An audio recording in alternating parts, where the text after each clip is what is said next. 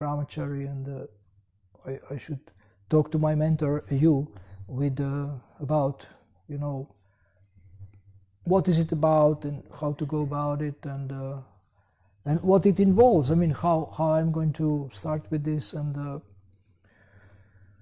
what you're experienced in marriage, what, you know, what I can expect from this relationship and this new arrangement and this ashrama. So I think the first starting point would be first to see if the person you want to study ashram with is compatible. That means not just Jyotish, are you working together, okay, but what are your goals in spiritual life?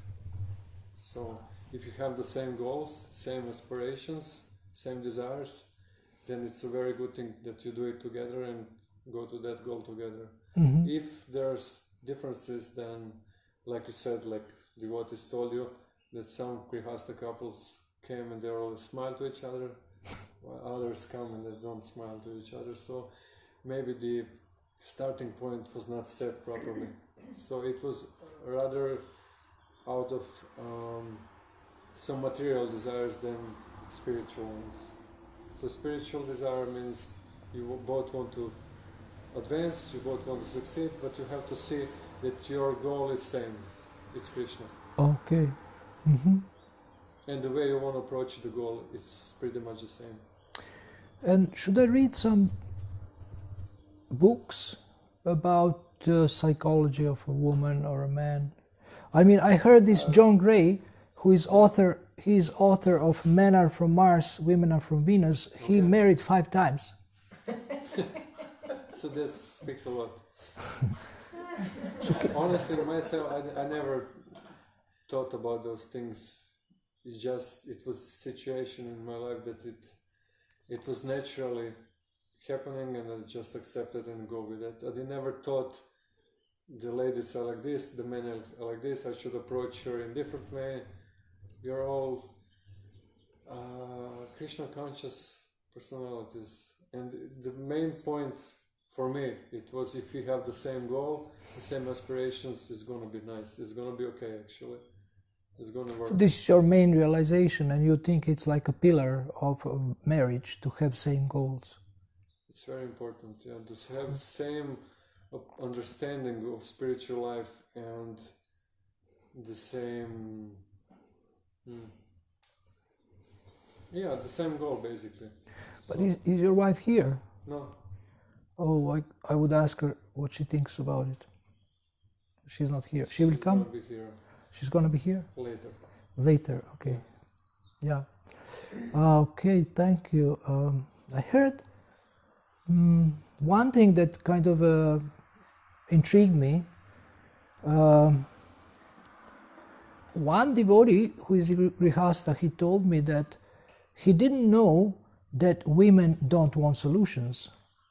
And he always wanted to be a savior, he always wanted to fix everything and for her, and she was not satisfied with this. And then he found out from some people who read John Gray, who is speaking about this, that women just need to express their feelings. And I thought, wow, this is so important, this is so interesting, so maybe I should read John Gray. But because he married 5 times, I don't know if I can trust him. So you see, what I want to say is that understanding the psychology of the opposite gender may be useful. And what do you think about that? Definitely can be useful. But I think through your marriage and growing up together and going through different obstacles, you will just come to the same level of understanding and what's the word? Functioning. So I wouldn't go so far into material science of relationship, because our relationship should be a little bit different. As I said, if we have the same goal, we will go to that goal, we will have different obstacles, we will learn from each other, we will grow from each other. Like if you decide to spend your life in brahmachari ashram, Krishna will put you also in the same situations that through which you will have to learn. And same thing as with your wife. You will go with her on that path, and together you will grow, and it is gonna be natural. You will understand each other, and that's it. So I wouldn't go too much into this. What is his name? John Gray. John Wayne. Gray. Gray. Gray. But do you try to fix things and your wife doesn't like it? If she doesn't like it, of course. I mean, if you try to fix things, because sometimes she maybe just wants to speak. My role is to protect her. So if I see that something is not, as you said, how did you say? Sorry, it's broken. No. Well, maybe not broken. Maybe she will start to complain about how she was treated by someone, and then you think you have to save her from that person, or you have to give her solutions. But actually, she didn't want solutions. She just wanted to express to you, because you are close to her, her feelings. I'm here to listen. You will listen. You will not jump in to fix. To or go and beat if she up. Wants me to fix. I mean, if it was a temple president, then you go and just tell him, look, you can't do this with my wife. First I will speak to her to see if it's really like that, or it's her mind maybe, bringing some... Because sometimes we have a lot of service and then we see... You will speak to him too? If it's needed. Okay. If it's needed. Mm-hmm. If it will help the situation, yes. If it's not needed, if I can take care of that talking to her, then that's enough. So you don't think I need psychology? No. Okay, thank you. Okay, so what would be the next step? How do I go about it? I mean, there is one very nice brahmacharini that I like, and I heard that she also wants to get married. I'm not sure if she likes me, but maybe this can be checked out. So what do you recommend? Well, usually how we do it is approach authorities. You can approach her authority and see what are her desires, what is she looking for in a relationship. Of course, you can do the compatibility if it comes to that. But you are in one sense my authority. I'm a little shy to do it. Could you do that? Yeah, I can do it. Okay. I can talk to her. Okay, thank you. So let's go for it. Jai. Thank you. This was a demonstration. Actually, the first point of our seminar was. Actually, I can put it more like this. You have the full light behind. Light. Yeah, from here, then we can see you properly. Okay. So my first question at the beginning of the seminar for 4 devotees who were here on time was, how many of you like when others are late for the seminar? And nobody raised their hand. So, but I know you have so much to do, so many meetings. This was a joke. So thank you, Mahatma Prabhu, for this. It was an interesting experience. Have you been mentoring anyone so far? No. Okay, so I think you have a very nice potential to be a good mentor. You will stay here or you go? Yeah, I'm staying. I'm just Okay. looking where to stay. Right. Now what I would like to do is to have a volunteer to write on the board.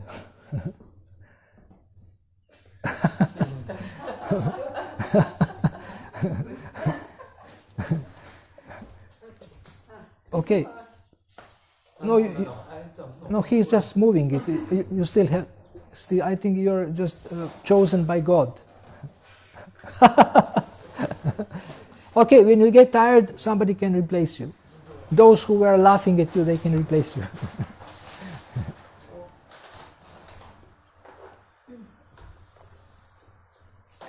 And do we have various colors? Okay. Oh, nice. 4 colors.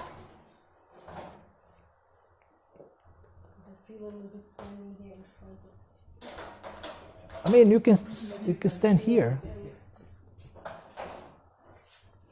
You can close this window, have space, and we open some other window, maybe. Okay, so Coming also from the street. More no, there maybe this other side. The street is here, or whatever Yes, here. other side.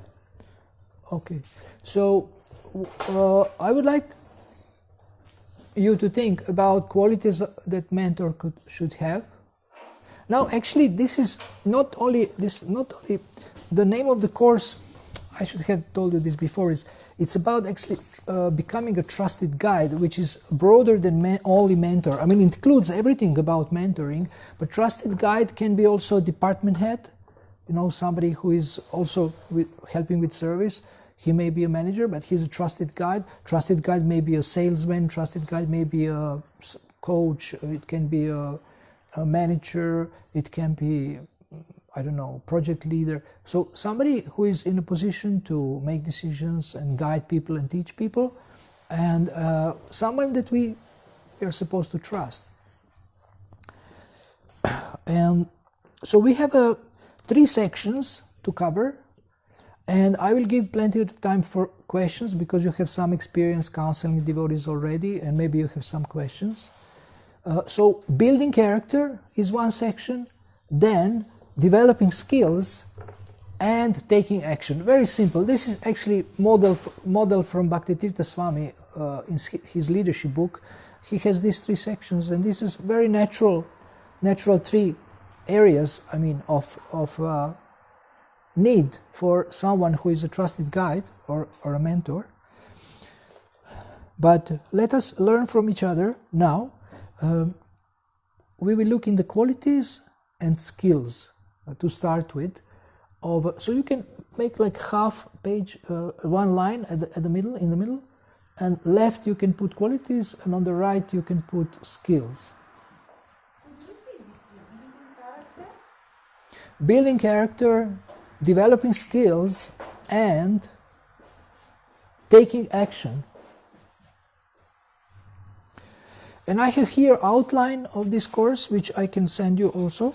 It has 6.5 pages. It's a very big font. It's not so much too much text. But I would like to hear from you. I will share with you something from here. So what qualities do you think the mentor should have? Empathy. Yes? I will always write down whatever they say. More? Well-wisher. What? Well-wisher. Well-wisher, yes. Well-wisher. More? Mature. Maturity. Maturity. Now, some people define maturity as a balance between courage and consideration.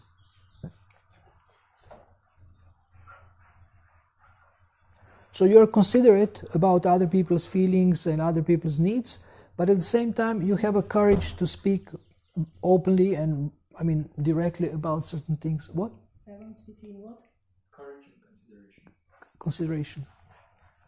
Being sensitive to other people's needs. But also you are not afraid to say certain things if needed, maybe give feedback or in the meeting. I mean, so you have courage also. But some people are very courageous, but they are not considerate about others. They like fry out people.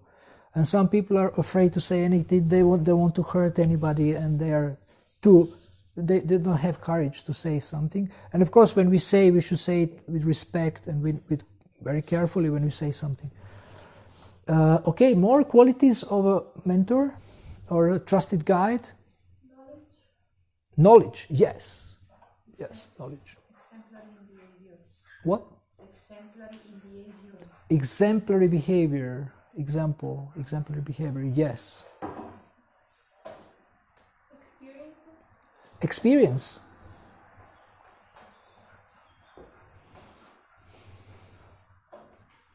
Can we have maybe light, more light? It's a little bit dark. You can't. They are quite far, so it's No? make a huge difference. But Ah, there. You mean there at the top? Yeah, that's good. It's okay. It's better. A little bit, at least, give a feeling of more light. Maybe not more light, but a feeling of more light. Yes, more? Encouraging. Encouraging. Encouraging attitude.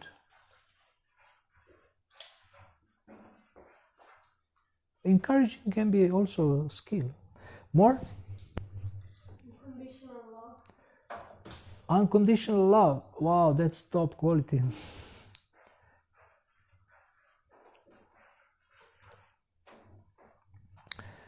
You give unconditional love. I just learned from her husband. I just had a session with him which was very helpful, very helpful. One of the best I had. He brought me to his office and he got on my case. So he said, if we try to give unconditional love, then, but somehow we like bury our emotions, or bury, you know, bury? When you bury a corpse? Yes. Yeah, so we somehow the scar, emotional scar remains because maybe you're not on that level. You want to love unconditionally, but you get hurt, for example, if somebody neglects you or whatever, and then it manifests as a physical disease.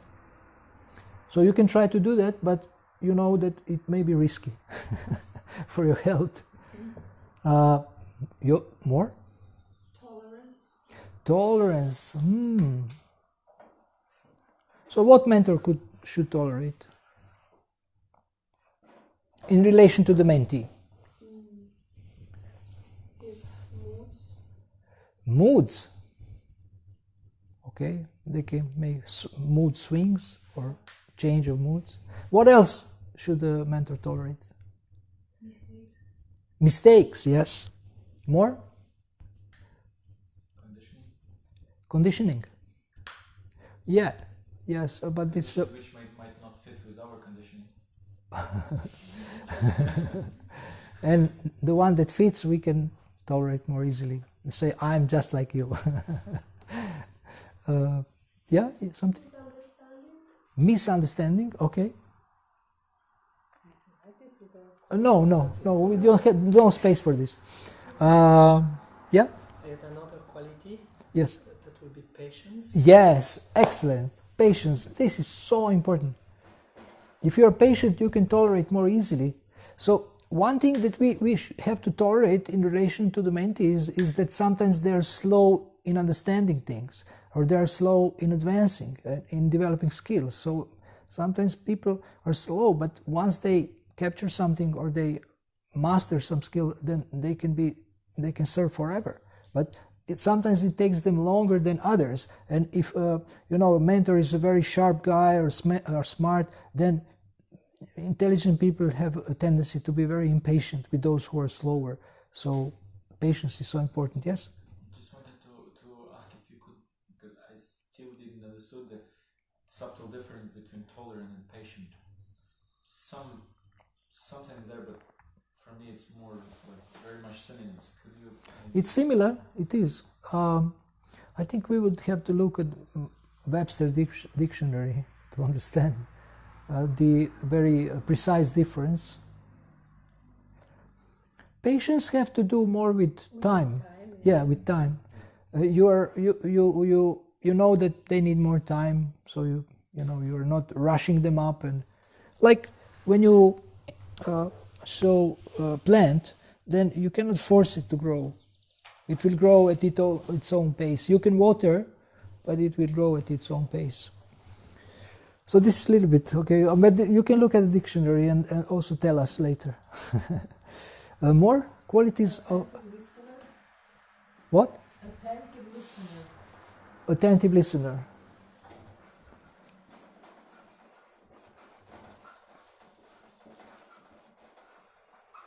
Very important quality, yes. Listening with interest. Listening with interest. And what, yes? To see their potential. See them in terms of their potential.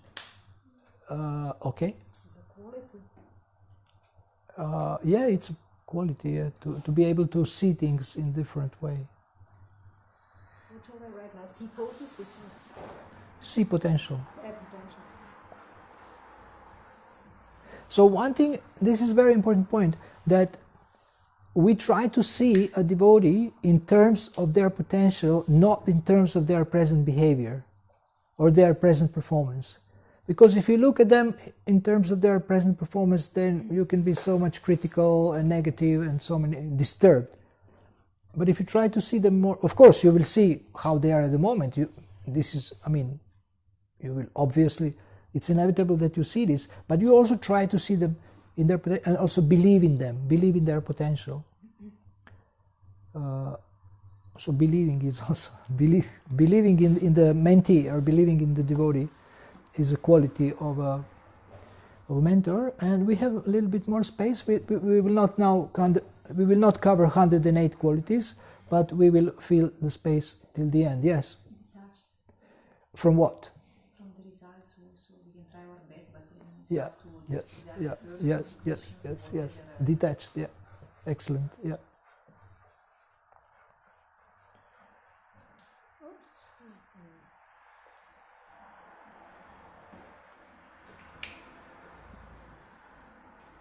Humility. Also, Humility. Huh? Humility. Humble. Yeah. and also integrity. Integrity. Yes.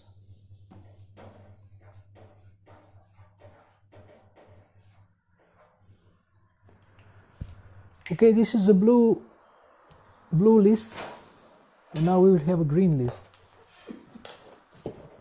Yeah, we maybe may think of more qualities. He's also curious. Curious, compassionate. I mean, if you have some space, you can write vertical, or yeah, where you have some space. A couple of these more key qualities. You said the last one you said was Compassion. Compassionate. And maybe also, I don't know the proper word, but it's confidential things. So Confidential. Yes. Yeah, very important. We forgot that one. Conversations are confidential, doesn't go outside of this. Now,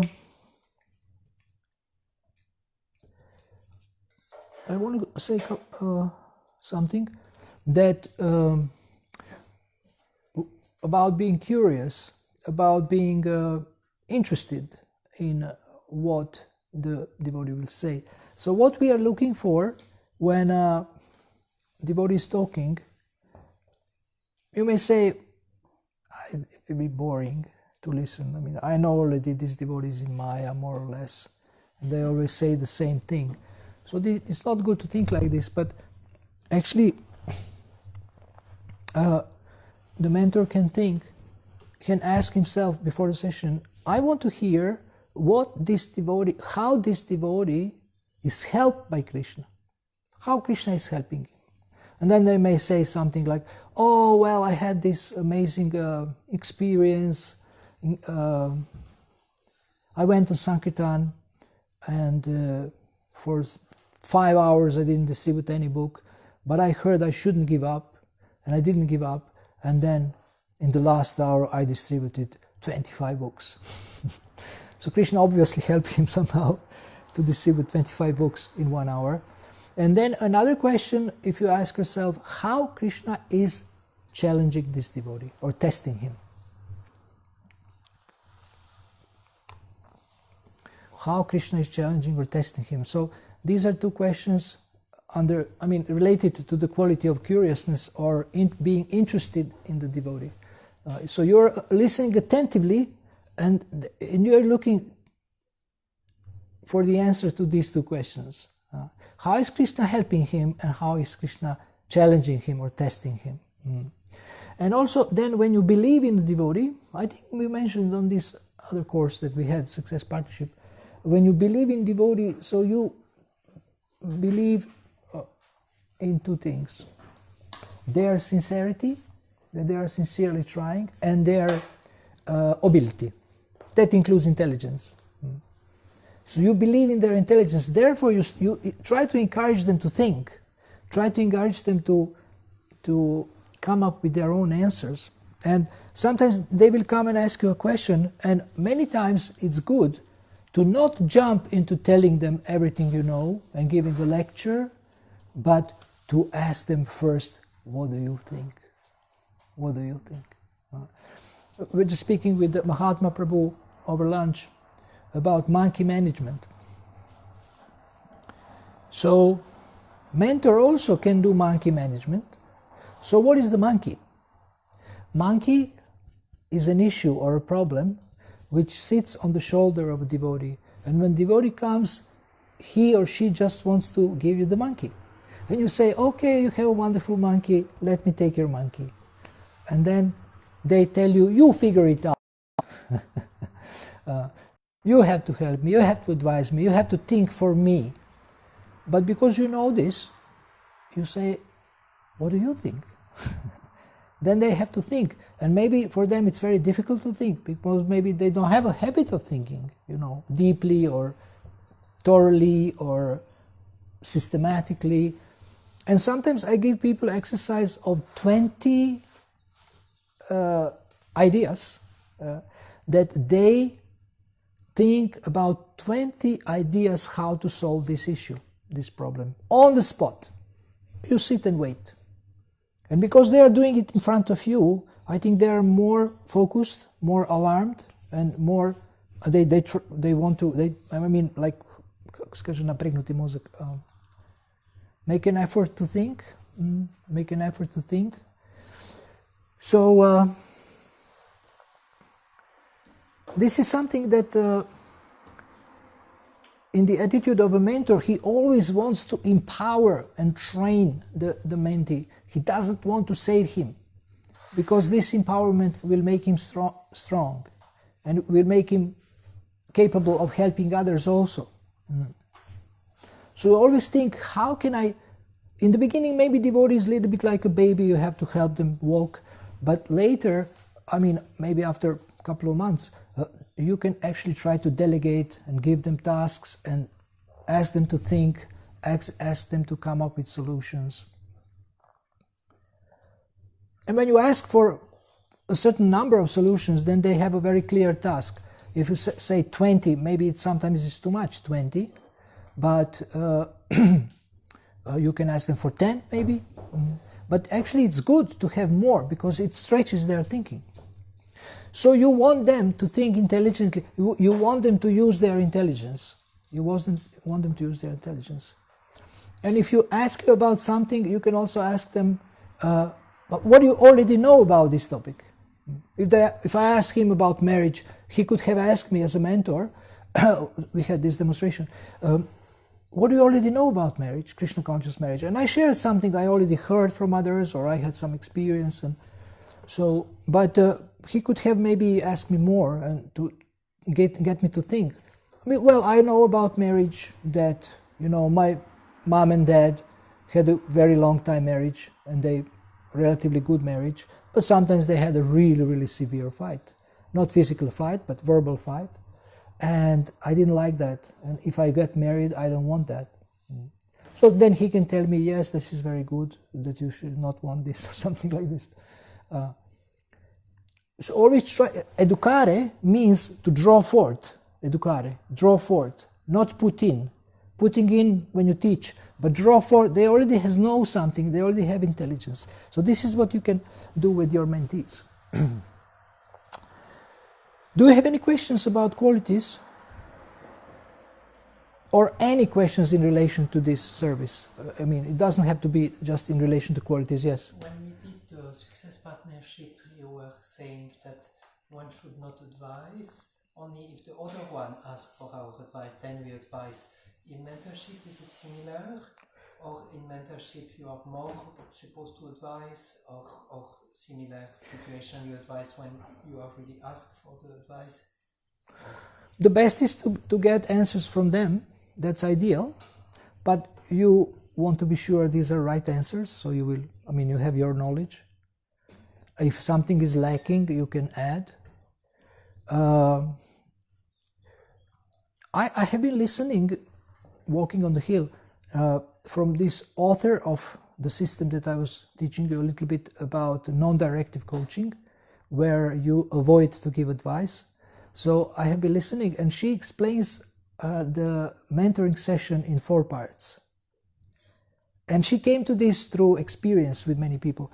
So mentoring session is first part. In the first part, the mentor just listens and facilitates the thinking of a mentee. So it's a listening session, it listens attentively and asks a couple of questions to stimulate their thinking. I mean, this is something that we need to learn more comprehensively. But today we spoke with Bhakti Tatiana. I explained to her briefly how the session looks like. So basically listening and asking a couple of questions to stimulate their thinking. It can be one part of the session. Then second part, the mentee interviews the mentor and asks questions. And this is where the mentor can share his knowledge and experience. So there is space for this. Then the third part, which actually different mentees in different organizations, they asked for this part, that they play the role of a mentor and facilitate the thinking, but again with a non-directive approach. They facilitate the thinking of a mentor. So in this way, they also practice to be the mentor in the future. They listen, they ask questions to help the thinking of a mentor. Mentor can choose some topic, it doesn't have to be super confidential, but something to think about and to share. So this is one part of the session, and the last part is appreciation. They appreciate each other. They find reasons to appreciate each other. Appreciation may be in relation to the session or in relation to something else. So this is how this is resolved with this approach. So there is space also for questions and answers and sharing. It's very important to not talk too much. There should be a balance between listening and talking for the mentor. So I don't know percentage-wise, but minimum 50-50, I mean percent, to be that they listen half time and speak half time, or even better, listen for 70% of the time, speak for 30% of the time. And of course, if you have to explain certain things and teach them, that's fine. This is not forbidden. I mean, I'm not against it. But if they know that they can come and have space where they can speak openly and confidentially, this is what you can provide, this thinking environment, or like safe place where they can speak, and you will not judge them, and you will not, publish it on the social media, what you were speaking about. It's confidential. Of course, the main glue, glue? The main, connecting substance or integrating substance is trust. So to earn the trust of a mentee is one of the tasks of a mentor. If they trust you, they will speak openly, they will not hide things from you. I have people from the yatras where they have a counselor system or a mentoring system, and they call me and they tell me things they don't tell their mentors. Because mentors are also locally involved, and there is maybe sometimes politics and different things, and if they tell locally, then it can become a public shame or something, or I don't know what they're afraid of. But they just say, I can't say everything to my mentor. But ideally, No, I'm not saying it's you. I'm just wondering where it came from. From this. You see, even this phone is agreeing with this. The phone likes this point. So ideally speaking, you are a safe environment for a devotee to speak confidentially. Yes? Just on this topic, that sometimes devotees can say they cannot express themselves fully with their mentor, so they call you. I know some very many devotees that they are also expert. They were also telling us when we have the management service, it's very difficult to be also mentor. Yes. And they were even suggesting us not to be mentor. Yeah. Because it's like they don't know what to even if it's not, we don't have this intention, but they always see us with the position as a manager, and they cannot actually. So what do you suggest? Yeah. Well, ideally, it's a different person, but sometimes it's not possible, and there is not enough people. And also, what is recommended for managers that they develop coaching skills. And I just have audiobook, I mean, also written text. It's called Coaching Habit. So it's for managers to learn coaching skills and to help people like this. And then also, I mean, ideally speaking, you will look at both maximum interest of the individual and the organization. So both things should be there. And also the mentor who is working in the organization, he should also look like, see like this. And therefore we suggested that devotee care team is cooperating with managers and thinking together about the benefit and the welfare of the individual. At the same time, making sure that we are covering all the services and all the tasks that need to be done. So, you know, interest of the organization, interest of the individual, so both should be covered. So cooperation between the devotee care team, and sometimes devotee care team member, they may notice that some devotees overburdened by service and some devotees don't have enough service, so they can tell managers, please try to balance this because my mentee is on the edge. They will freak out or they will leave and it's too much for them, while some other devotees have too much time. So there has to be a balance, and you have to speak with them also and see and how many hours and things like that. So I suggest this collective care, that both devotee care team and the managers care together for devotees. Because here many of us, we are managers. Yes, I know. But there is devotee care team also. There is some devotees here from the devotee care team. Two devotees? Oh, where is others? 3? Yes, 3. But who is? Aha, Nandimukhi, she cannot come. Narayan. She's... Okay, she didn't come. Anyway, we have 3 devotees from the devotee care team, so we I mean, you will work together. You want to work together. I want to say that yesterday I have read the whole mission vision except appendixes. I have even recorded it. I have read everything and I'm so inspired and fascinated, and this is like a example of a mission statement of ISKCON Temple, especially if it's a bigger project. It's so well written. It's so well written, and I heard many of you or most of you were involved in creating it, and Rasamandala Prabhu has done it so well. But there is some typos that I don't know how to correct in PDF, but somebody who knows how to do it, they should correct. There is some very obvious typos, like there is a number in the middle of the letter word, and there is a couple of mistakes that can do. Even the meaning of the word was changed in some places. So if you can find someone to correct it. Otherwise, it's a beautiful document. Okay, any other question? If you have coached, if you have mentored someone or counseled someone or supported someone and you were not sure what to do, you can ask in relation to that also. Or you were not able to help, yes? What would you define as difference between mentor and coach? Is there a difference or with you? There is many similarities, but there is difference. A coach, he has a more tendency to not speak, to not give advice, but to help the client to think. And mentor, I mean, it's his duty to actually also give advice and share. This is part of his duty, but if they can be non-directive and everything is accomplished, then it's also fine. If they can be non-directive. In the beginning, maybe they're more directive first couple of months, then later they can stimulate more and more their mentees to think for themselves and to explore and to learn and to research and, you know, gather knowledge, gather experience, ask this, ask that one. Give them homework in between 2 mentoring sessions. Please try to learn more about this, then you can teach me when you come back and things like that. So we also want to learn from them.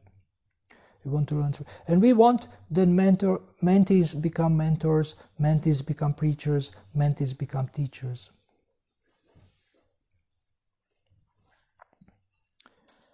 So in the devotee care meeting, I was saying that you can think devotee care means you have someone holding him in your arms like a baby and shaking, or how you say, swinging.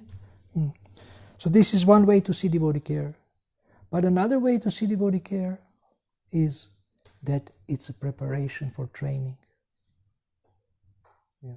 You give them enough support in all areas so that they become more ready for training and they become like spiritual warriors and are ready to take on responsibility in the movement. So it's not something just sentimental.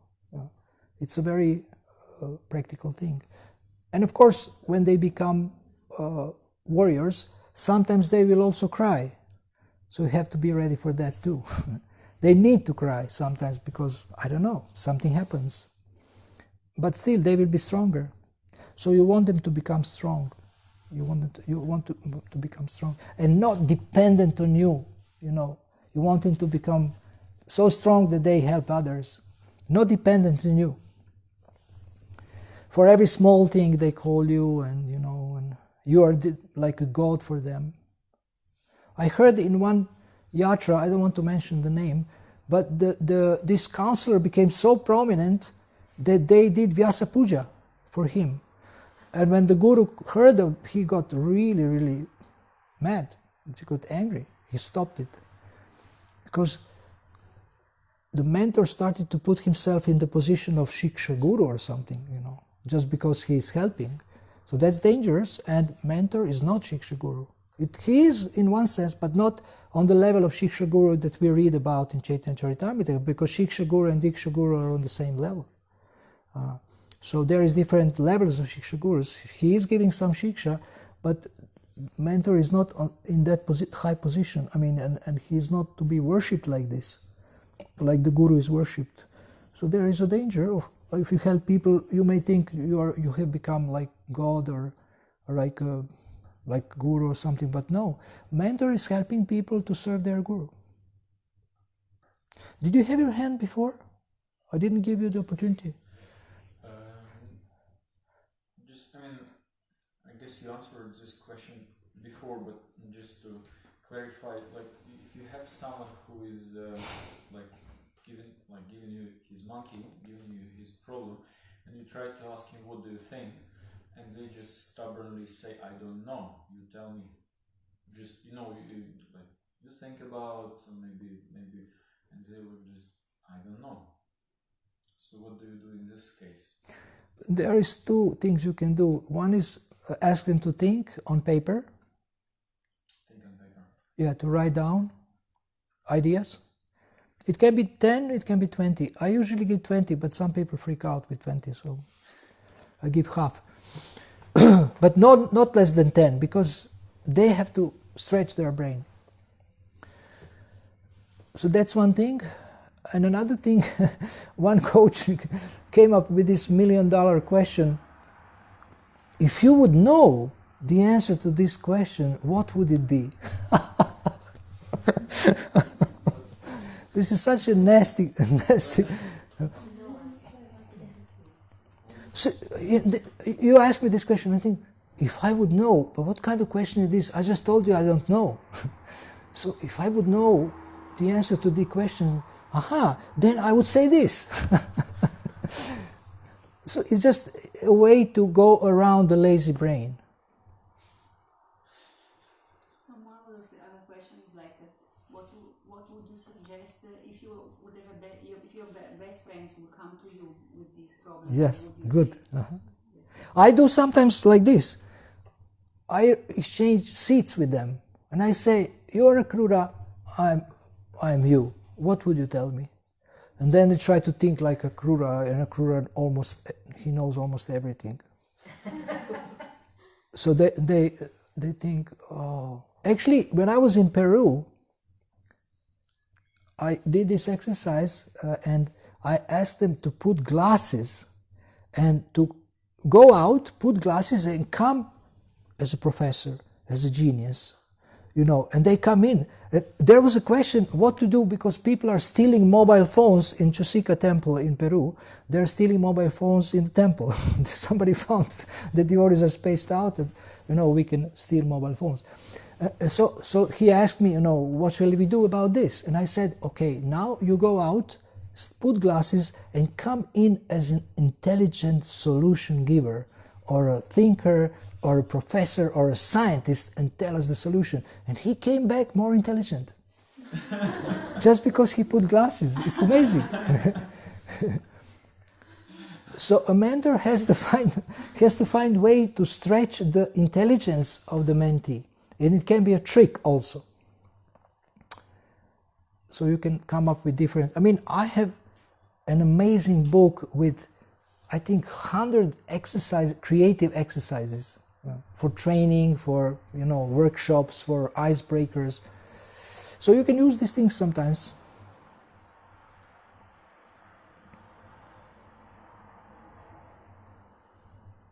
Any other question? How many of you have experienced that somebody was mentoring you? And yeah, how many of you have experienced that someone was mentoring you? Okay. And you know, what kind of experience? It was good or so-so or no? With some, yes, with some was good. Aha, with different people. Aha, okay. Who has an outstanding experience being mentored? Outstanding means brilliant. Okay, so those who have brilliant experience, some of you, could you please share what was brilliant about this? I mean, for me it was quite unofficial. I was driving DHAMA Prabhu. He was coming here to give a leadership management course, and I drove him from Bangladesh to here. And just as we were driving, he was asking me, okay, what is clearly your goals? What do you really want to do? Then I really had to think, and then later he said, okay, so what were the 3 goals you were mentioning? So I had to think again. And I remember it struck me, we just came here in front of where Rajendra Kumar has his house, and I told him about my service, and he said, wow, it must not be easy, your service. I really feel for you.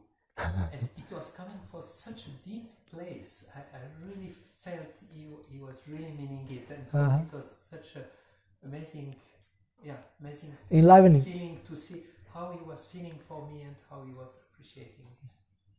So it was unofficial, he was not directly my mentor, but he definitely have a lot of capacity to mentor someone like this in an unofficial way. Mm-hmm. So from this example, we see how much it means to someone when the mentor is genuinely interested in your success, in your life.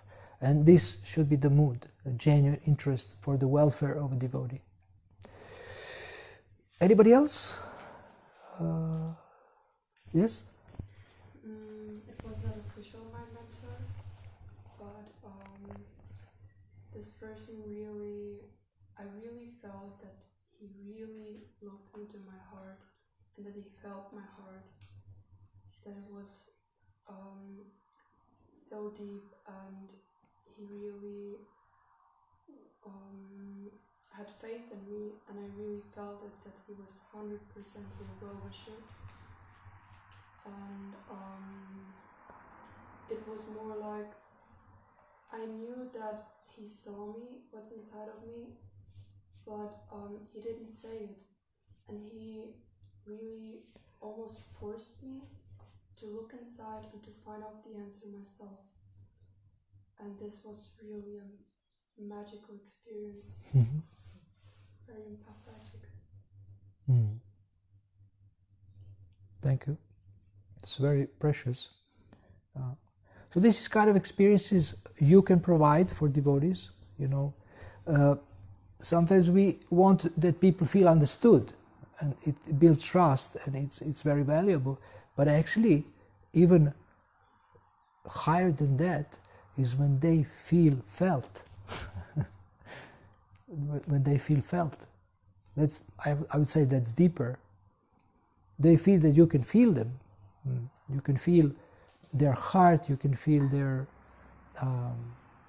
thinking, their emotions, their attitude. So, okay. Anyone else?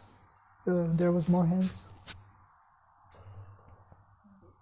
I can just add, for me it was transforming because that person believed in me more than I believed in myself. So that was the point of transformation, because I didn't felt enough strength that I could change. But it was a couple actually, but they did. A couple? Yeah, they believed in me. And I was amazed to see that how I'm changing because of their believing in me. This is a brilliant point. This is one of the most important points that I wanted to share with you, but now you were faster. Yeah, this is such an important point. This German writer Goethe, he said, treat the man as he is and he will remain as he is. Treat him as he should and can become, and you help him to become that. So it's so important that people feel that we believe in them, believe in their potential. And this is possible if we see them as spirit souls, who are, Sachitananda, Ashcharyavat, Bhagavad Gita 229. So this is maybe one of the most important qualities or skills of a mentor, to believe in a devotee, to believe that they are sincere, that they are capable, and to help them grow. Okay. Oh, yeah, I mean, you have to see where. You said now this is the most important skill. So okay, you're a perfect assistant.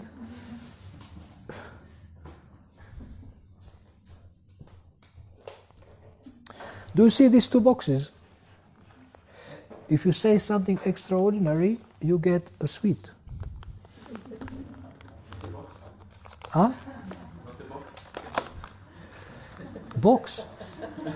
Do you eat boxes? You mean whole box? But, I mean, I don't know, maybe it's not fair.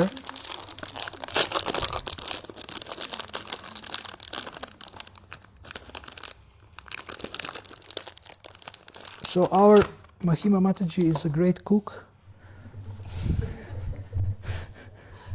And she gets this Govinda Natur, Vishwadev Prabhu Ki Jai, and other devotees who make it. So, by the arrangement of the Supreme Lord, this is top and this is at the top, of top importance. And you wanted to say something also, Sri Manjari? That you had a positive experience? Yeah. Uh-huh. I don't know how to describe it, but Thank you. I would say unexpected care. Sometimes I feel like, it's you go and ask for advices or help, and I mean, she's my Shiksha Guru, and it's just an incredible experience when you meet a person that you don't maybe speak so much or so often, but it's just transforms your heart. Just a few words, just looking in your eyes and just saying, you can do it, I know you can do it. And maybe you're like, yes, but this and that, and it's like that faith that like sharps, transforms, and then you're like, what just happened? And then you need to kind of accept it and take action. So I feel it's very comforting. It's very comforting. So how she empowers you? How she empowered you? I have no idea, like just so much love. Like I haven't done so much for her, and she gives so much, and I over like what I ever can expect. So it's just a feeling of like, I feel like it's unconditional love. Like why would I ever deserve all this attention and care from? I mean, she's a prominent devotee in ISKCON, and it's just truly transformed my heart. So every time I see her, every time I speak to her, because she's so present and she's like She's so what? present. Present. Uh-huh. So present and so personally like involved. Like what I feel like she, what also Gary was saying, like she feels deeply what I'm going through, and then she's able to go through that. She's able to see through that and give that thing. Okay. Very nice. Mm-hmm. So we feel that someone genuinely cares, or also understand what we are going through. They understand, and they give us a boost. And this encouragement is here. So we always feel this encouragement from a mentor, that they want to encourage us, they want to inspire us in a positive way, no matter what happens. But there is always a solution, and we sometimes may make a mistake, but they still believe in us and things like that. Mm-hmm. Okay, so let us look now at skills, and we need assistance with writing. What skills would you expect from a mentor?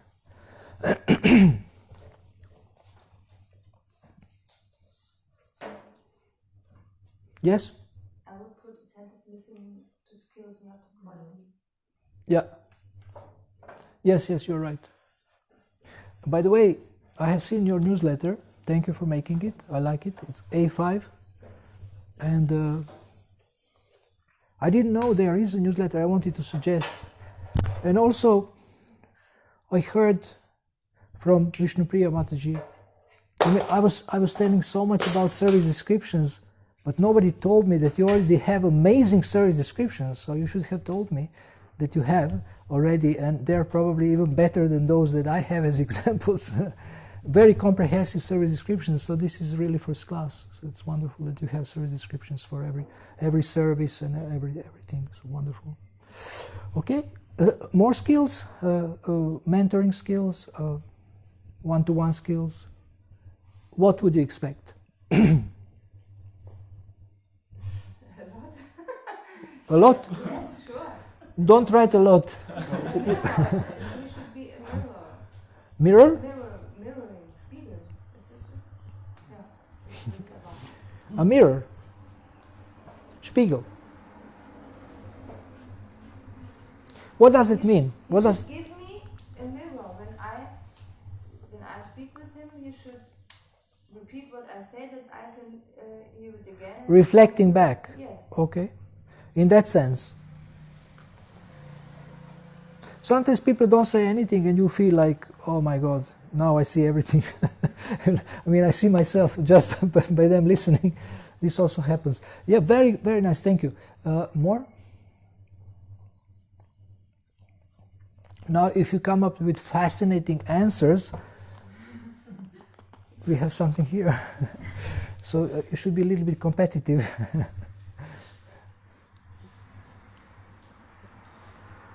would have many of the qualities into the skills. Like what? Like integrity, like humility, that he's not putting himself in front, or think that he's knowing better, or many of those I would have them as skills also. But I don't know if they will need to be formulated different, or like for example humility, that is not trying to own over the things, but is really like helping me, not trying to preach to me from up to down, things like this. So what would that be? How would you turn qualities into skills? We have to think about it. I'm not sure how to do that. But there is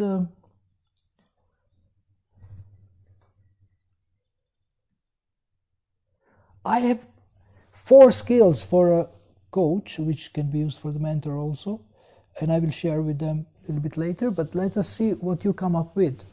More skills. Yeah? No? Building trust. Building trust. Exactly. Building trust. Excellent. I'm almost thinking of... did you give me these boxes? then maybe it's okay. Keep for others. Offene Körperhaltung. I don't know what's in English. So What's that? just the body language should be Yeah. open. Not Body like language. should be like this. What did you say? No, you can really see if you speak with people how you open when they sit like this, you know, okay, that is not interested. You really could see. Okay. If you know it, it's more. You ask Right. more over that. Yeah. Yes. Yeah. I mean, you can also make faces. You can have like face that is completely uninterested, or you are not here. You know, like that's you look people in the eyes. Sometimes it's intimidating. You know, intimidating, disturbing. If you look non-stop in the eyes, so sometimes you maybe look a little bit down or up, because they feel uncomfortable. They are distracted. Their thinking is distracted, and their speaking is distracted if you always look them into the eyes. But for some people, it's a good sign that you are present and you give them attention. So you have to see. You have to somehow be guided by Krishna what to do. But your presence should be there, and they should feel that you are present, and you give them full attention. Yeah. Asking the right questions. Yes. Asking excellent questions.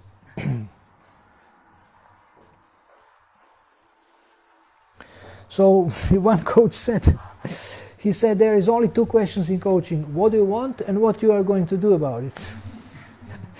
So with these two questions you can coach everyone, including yourself. But of course there is more questions.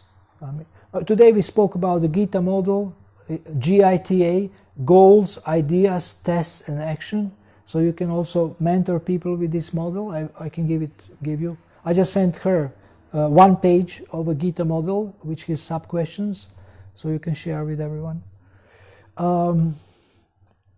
So listening, asking questions, yeah.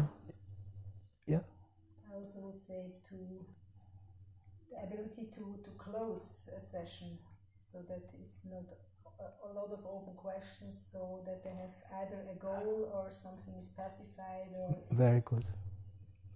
To have a meaningful conclusion. Yes. Yeah, to have a meaningful conclusion.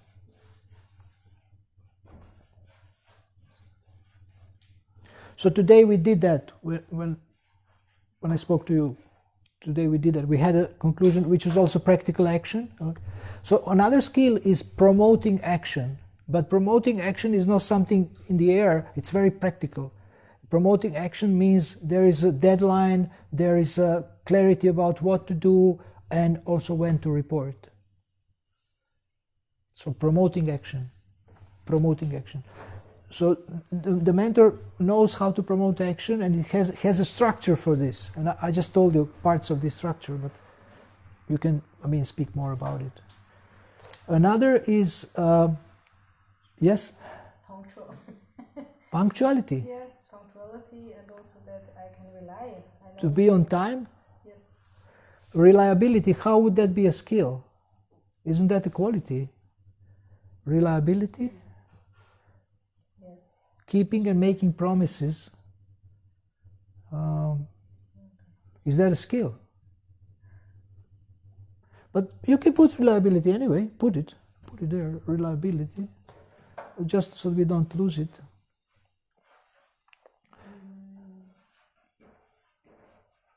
Actually, I want to, before I forget, I want to give you two more skills. One is expanding options. So when the devotee comes and says, "Oh, I have only one option, to stay here, but I don't feel good here," or something, and then you ask, "But how many centers there are in ISKCON?" "Oh, there is 500. So can you go somewhere else?" Expanding options. How do we expand options? We use this magic word else. What else? How else? Where else? Like when you go on book distribution, you ask yourself, where else can I distribute? I already visited all the villages around Goloka Dham. Maybe I can go somewhere else where devotees didn't visit for a long time. Who else can help me to find out this information? So with else, in combination with else, you can expand options, and you can ask your mentee, what else, who else, how else can you do it, or things like that. And another is challenging, but challenging is done with the permission of the mentee. You encourage them to challenge themselves, you encourage them to stretch. So you know, what is your challenge for the next week? To finish 16 rounds by 7, for example. Challenging is also a skill.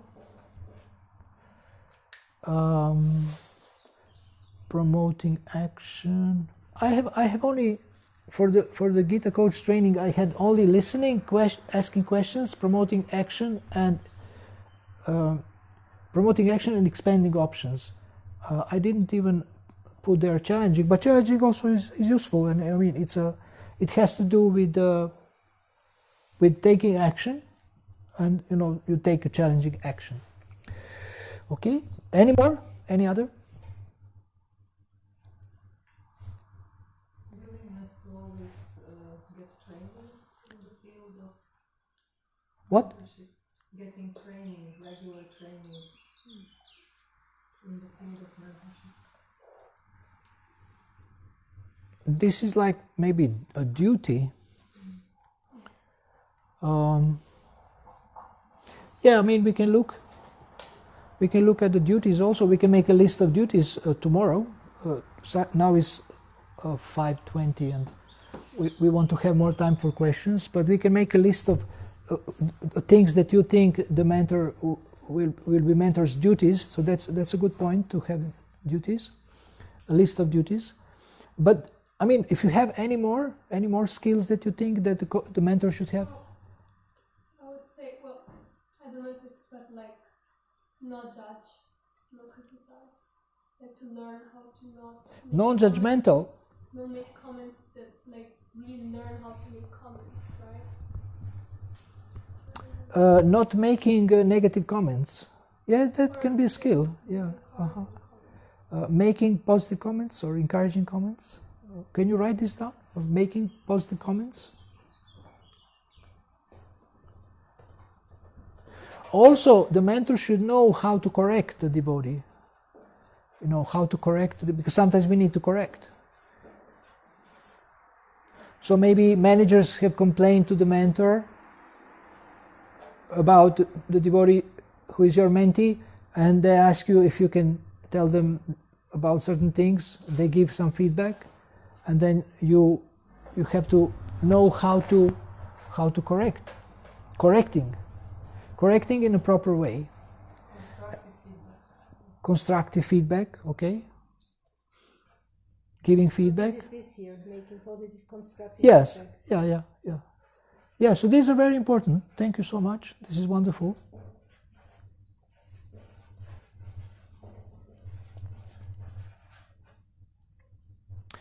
Whenever I thank you a lot for the comment, you can ask for a sweet ball if I forget. If I say more than 2 times thank you, then you know, you can say, well, what about the sweet ball? Okay, so now let us discuss the skills. Let us discuss if there is questions about skills.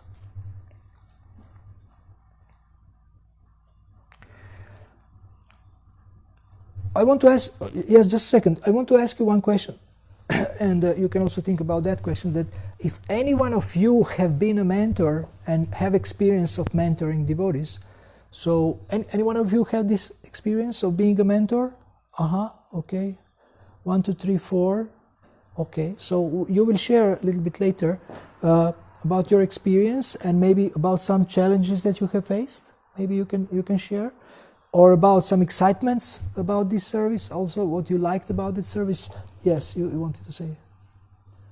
Should I say now what I wanted to say? Or what Yes, what you wanted to say. I would, but it fits inside. I would like to know how would you give feedback, constructive feedback? This I would like to know. How do you give feedback? Yes. How you would give feedback? This is skill. It has to be learned, and then I would know how to do it nicely. It can be a regular part of a meeting where you have discuss what they have done well and improvement areas. We call it improvement areas. So it's nicely stated, positively stated. So it can be just a regular part. They know that in the session we will discuss improvement areas, and what you can do actually, before you give them as a mentor, you give them feedback what they need to change, you can ask them to say what they think they need to change, so that they are reflecting themselves, and maybe they are already self-aware, they are aware of what they need to change, and sometimes they are harder on themselves than you can ever be.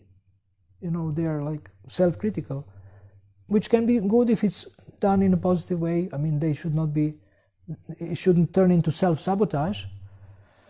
So when you speak about the improvement areas, you can ask them first, what do you think?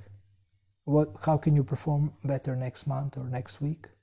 And then they think about it, and they can say something. And if needed, you can add something if you have something to say in that area. So it's done with respect, and also there should be a lot of positive encouragement and appreciation. Appreciation also can be here, appreciation, so you appreciate their service at the beginning and later also. Whenever you remember something, I mean, you can appreciate how they are performing.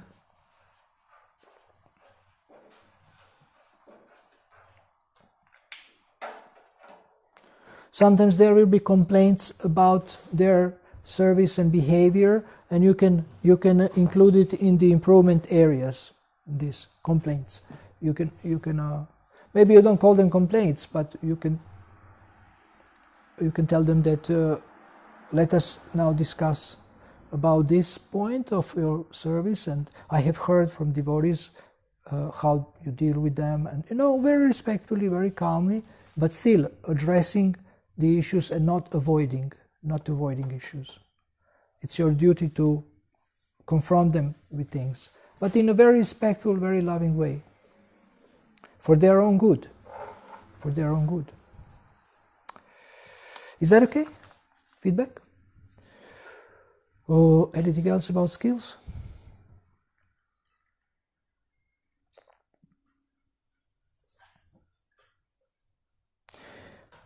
Now, one little caution. One should not become over familiar with the mentee,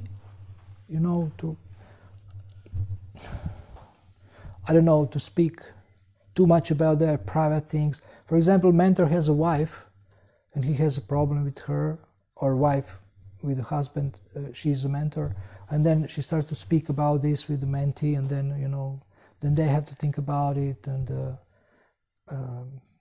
then they see, they also are confused and things like this. Of course, it's not that we want to present ourselves better than we are, but if we have an issue, we deal with this with our own authorities, our own guides, and and one quality that even in the material world of a leader that they recommend is that leader should not present himself as all-powerful, but he should admit that he is vulnerable, that he can make mistakes, that he can be hurt. He should admit openly that I am human, but at the same time they should strive to do better always and ask people. Like one leader, I wrote once, I think it was on Facebook also, like, which leader would you prefer or like? The one who says, please tolerate my imperfections, or the one who says, please help me get better, give me feedback and be patient, I will work to change myself. So which leader would you like to follow? Number one? First one. Can you repeat the first one? First one is, please tolerate my imperfections, or thank you for tolerating my imperfections, and that's it. Second one. Yeah, so it's obvious which leader we want to follow. So it's not enough to apologize. The best apology is the changed behavior. The best apology is changed behavior. So you show that you want to that you are really apologetic by actually not repeating the same behavior in dealing with people. Okay, anything else in relation to skills?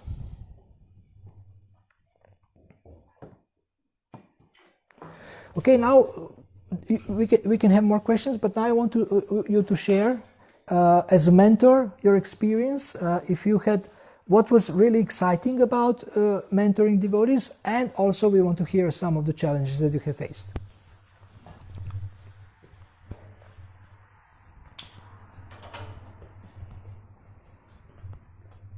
There was few hands, so some of you, yes.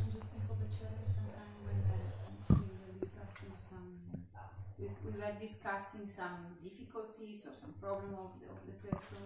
Then we had made some plan, but then they were not able to follow up. Then okay, I will try again, and then they will not again be able to follow up. So there, I don't know some. With a mentee. Mm-hmm. So this is a challenge. Mm-hmm. Is it in relation to service or sadhana or what, or relationships? I think that was more related with personality type of the person. The person that was not able to focus or to... You mean they maybe have mental problems, or? Not exactly, not really fully, but like personality type, too much, how you say, Vata type, not able really to ground and to take action and to... But can you try to tell me it was in relation to service or sadhana it's not now. or behavior? If you can try to remember.